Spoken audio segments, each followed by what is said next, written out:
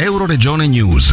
Tutti per il Friuli da Rivignano Teor. A Mario Anzi l'ho chiesto se il referendum costituzionale avrà influenze determinanti per la nostra regione.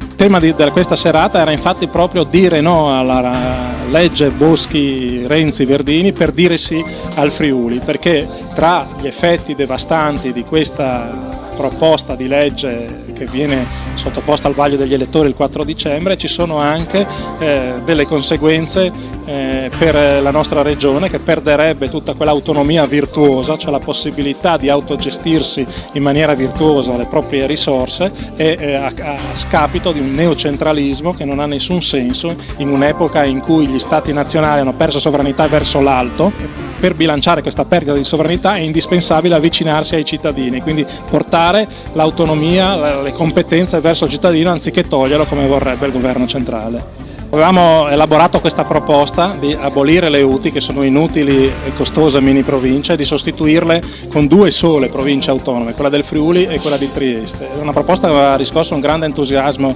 tra i cittadini. Proprio per quello i politici hanno preso paura, hanno voluto impedire, la casta del Consiglio regionale ha voluto mettere il bavaglio ai cittadini. Dal Medio Friuli per Euroregione News, Marco Mascioli. I nostri servizi sono disponibili su internet all'indirizzo www.euroregionenews.eu.